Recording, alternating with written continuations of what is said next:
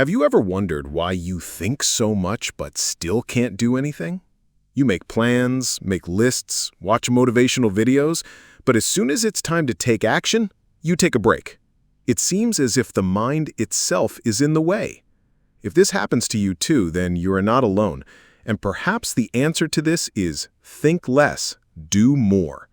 A book that says that thinking is right, but it is useless to think more than necessary and block yourself. This book by Peter Hollins is for those who get lost in their goals due to overthinking, who get stuck in their heads and are unable to take action in real life.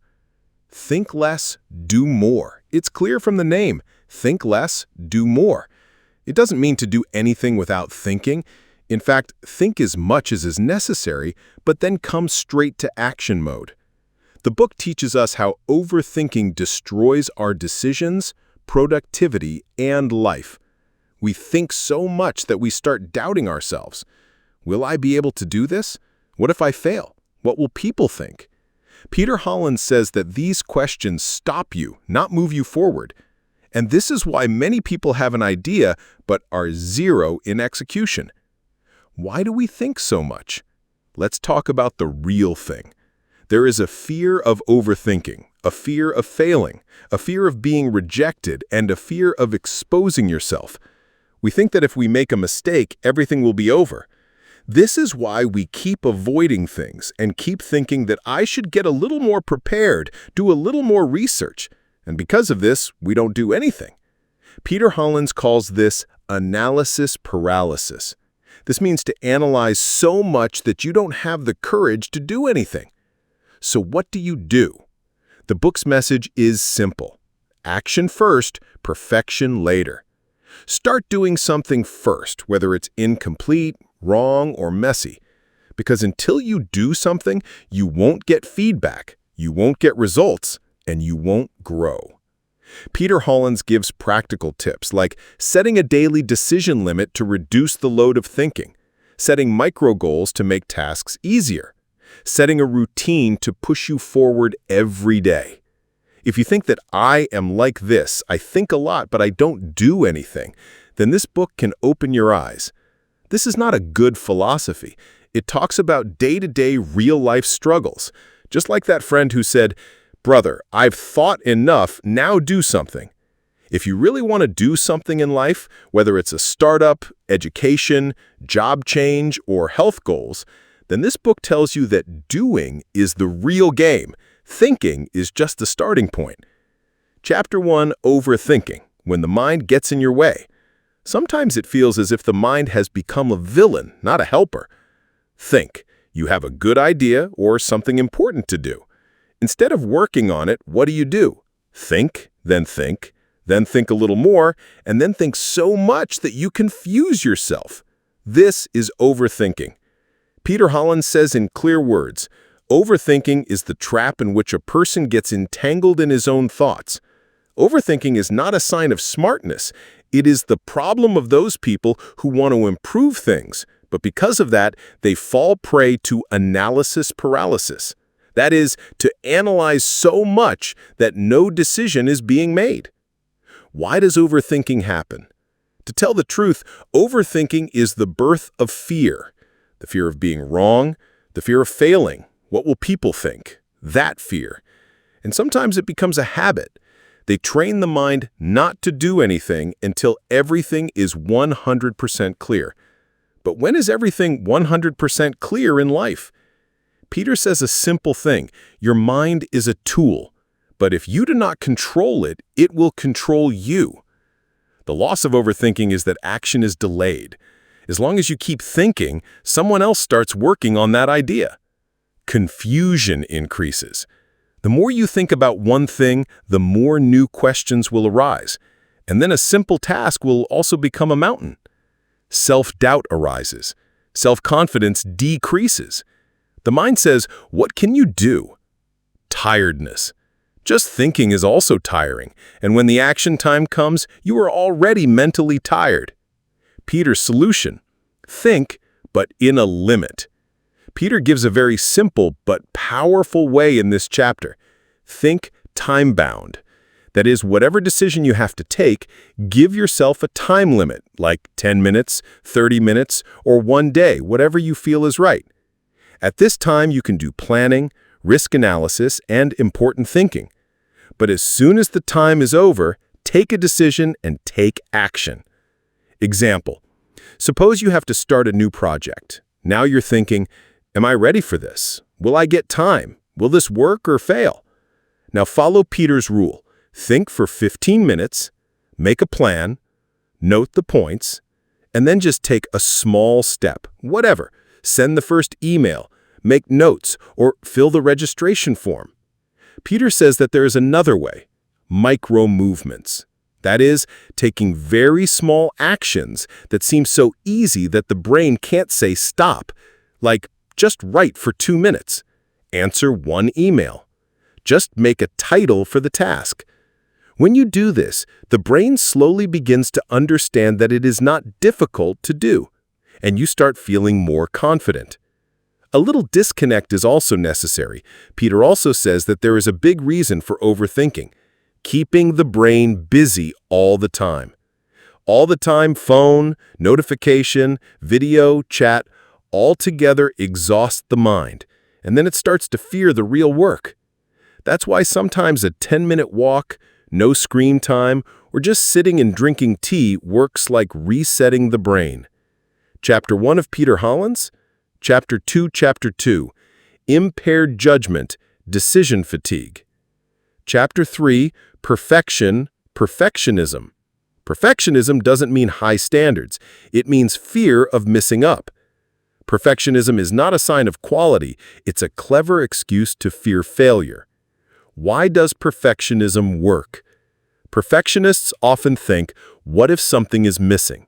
What if someone misses? What if it's not good enough? What will people think?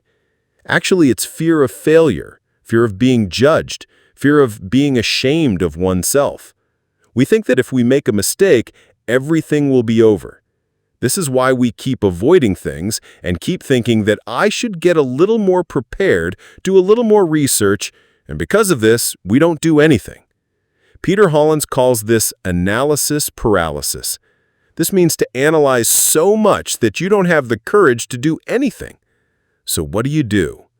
The book's message is simple: action first, perfection later. Start doing something first, whether it's incomplete, wrong, or messy. Because until you do something, you won't get feedback, you won't get results, and you won't grow. Peter Holland gives practical tips, like setting a daily decision limit to reduce the load of thinking, setting micro goals to make tasks easier, setting a routine to push you forward every day. If you think that I am like this, I think a lot but I don't do anything, then this book can open your eyes. This is not a good philosophy. It talks about day-to-day real-life struggles, just like that friend who said, "Brother, I've thought enough, now do something." If you really want to do something in life, whether it's a startup, education, job change, or health goals, then this book tells you that doing is the real game. Thinking is just the starting point. You keep asking yourself, can I really do this well? And then you start doubting yourself. Mental burnout. Trying to take everything to 100% exhausts the mind, and then you lose motivation. Hack. Accept B+ work. Peter's simple formula is start with B+ work. Aim for progress, not perfection. That is, 70% work is enough if you start it. There will be improvement along the way. Like a sketch is made with a pencil and then colors and details are added. Similarly, any project gradually takes the final route. The benefits of starting at 70%. There is momentum. Once you start, your body and mind start working on their own. You get a chance to improve. Incomplete work is visible, and that's how you know where to improve. But without starting, fear is less. When you tell yourself that it should not be perfect, fear also goes away. You reach the finish line. Remember, an incomplete, perfect idea is of less value than a complete work. Creativity, not perfection. Peter says that most creative people, artists, writers, designers, and innovators, made something big from an incomplete beginning. They did not wait for perfection. They worked and then improved. Done is better than perfect. That is, what is finished is more useful than the idea that is still in the mind. Mindset shift, from perfection to practice. Peter suggests a mindset shift. Replace perfectionism with practice. Instead of perfecting work every time, think, I'm getting better every time. This thought makes you more consistent, relaxed, and effective. Peter's message is clear. Perfection is an excuse, a trap, a habit of delay. If you start only when everything seems perfect, then you may never start. So next time when you feel that I will start a little better, then tell yourself, 70% is fine. I will start now. Chapter 4. How to get into action mode.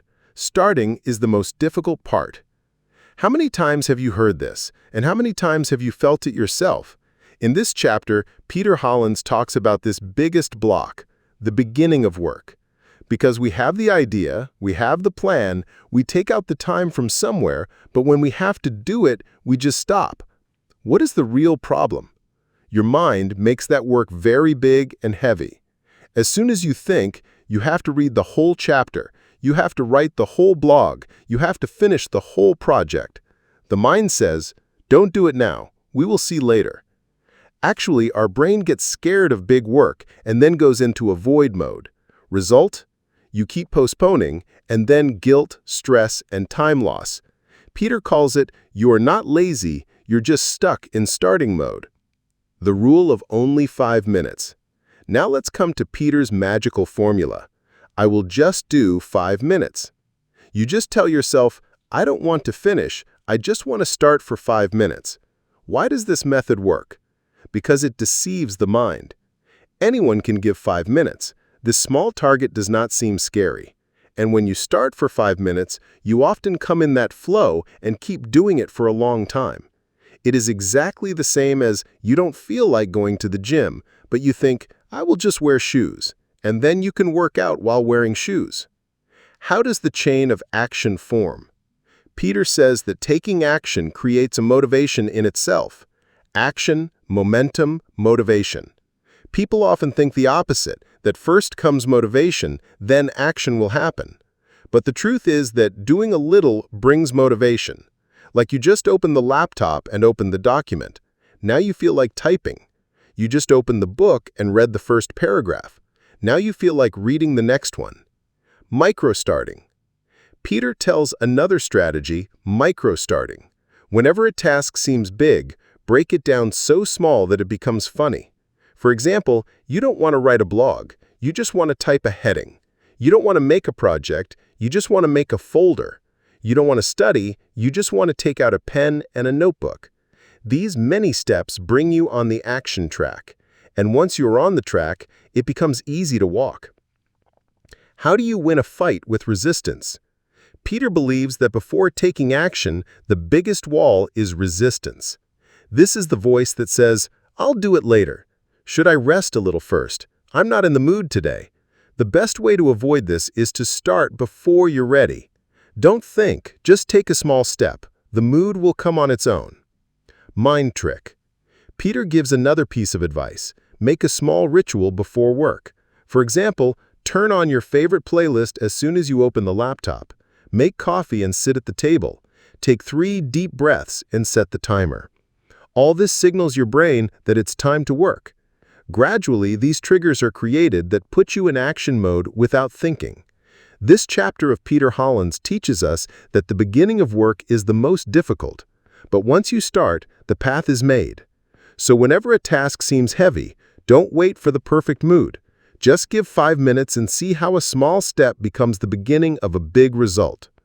Set your priorities, or everything will be incomplete.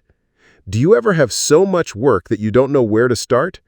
Everything seems important. Every task has a limited time.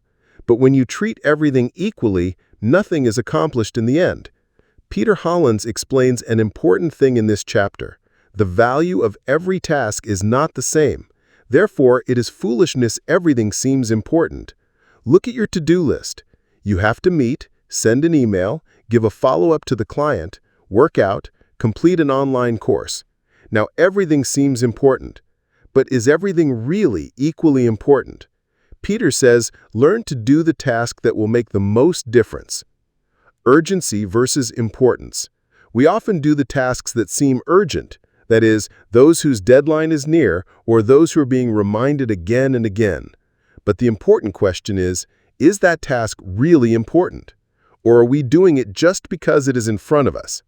To understand this difference, Peter says, think like Eisenhower matrix. Urgent versus important. Example, today's presentation is learning long-term skills. Prioritizing social media scroll, decision to reduce tiredness. When you consider every task as important, your mind gets tired. But when you choose only 1 to 3 top tasks, you get focused, productivity increases, and you get satisfaction. Hack 1. 3 most important tasks every day. Peter's simple rule is, ask yourself every morning, what are the most important tasks today? Just focus on completing them. Do the rest only when you have done it. Example, if you are a student, today's top 3 things can be submitting maths assignment, understanding a chapter of physics, revising exam dates, decorating notes, checking news, reading group chats, small big work balance.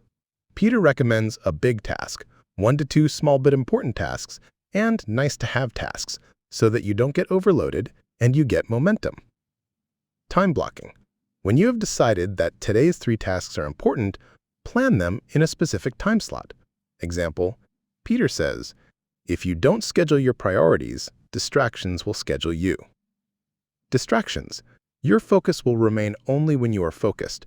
That's why Peter suggests to keep your phone on silent, turn off notifications, make a cleared time and space for your work. These seem like small things, but they make a difference. This chapter of Peter Holland's explains a big truth of life to you. Everything is not necessary, but if you understand everything equally, no one will be able to complete it. So, next time when you are nervous after seeing the list of tasks, just do one thing. Write the top 3 things, increase your focus by 1% every day. You will see a difference in a month. You can change your life in a year. Chapter 7. The power of mindfulness and focus is when the focus is where it should be. You must have heard this. Be present in the moment. But what does it really mean? And how does it improve our productivity in life? In this chapter, Peter Holland says a simple but powerful thing. If you are not completely present in the work you are doing, your result will always be average. You think you can do a lot of things at once. You can check your emails, scroll through social media while in a meeting, study while watching videos on YouTube. But the truth is that you can do only one thing at a time. Peter says, multitasking slows you down. It doesn't save time. It kills focus. When you try to do 2 or more things at once, your mind switches from one task to another, and every time it switches, your focus breaks. You spend energy, the chance of making a mistake increases. What is mindfulness? Mindfulness is when your mind is where your body is. That is, when you're eating, you are only eating. When you are working, you are immersed in it. When you are talking, you are listening carefully to the other person. According to Peter, mindfulness is not a meditation technique, but a habit of focusing. The benefits of mindfulness are: 1. The focus is sharp. 2. When the focus does not run here and there, you can work deeply. 3. The work is done quickly. 4. At one time, focusing on a task increases quality and saves time. 5. There is less stress. The mind frustration that happens because the brain switches often is reduced. 6. Life seems more real. Mindfulness not only increases productivity, but also makes you feel the taste of life. Hack. There is only one task at a time. Peter's golden rule: single task like a laser. That is, do everything carefully. How to do it? Before starting work, turn off everything. Phone silent, tab closed, notification off.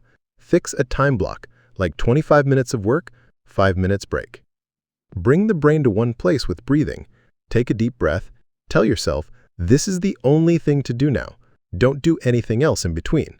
Until one task is over, don't bother the other. Peter believes that focus is not a God gift. It is a skill that comes from practice, like studying 10 to 15 minutes every day, limiting screen time, setting an intention for every task. Now I'm going to do this. Gradually, your brain will also understand that you don't have to run here and there. How to avoid digital distraction. Today's biggest problem is phone. Every 2 minutes, notification, message, mail, reels, and our attention is scattered.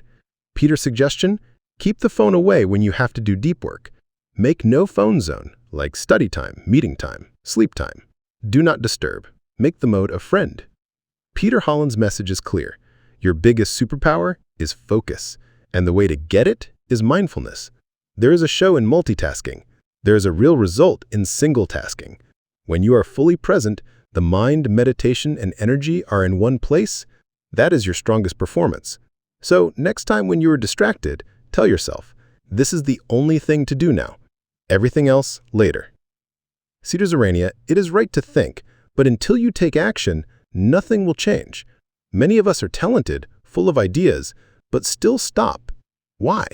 Because we think a lot, wait for perfection, and get stuck in small decisions. Peter Hollands. We are told that if you just keep thinking, your goal will remain in your mind and will not be able to change in reality. If you have seen this video so far, then maybe you are also at such a stage where you want to do something big, but you are losing your mind again and again. So set a new rule from today. Start working on 70% of the 5-minute action. Focus on 1 to 3 important tasks every day, and most importantly, do only one thing at a time. Because remember, starting work is the most important part, and even if you take a small step, you are 90% ahead of people.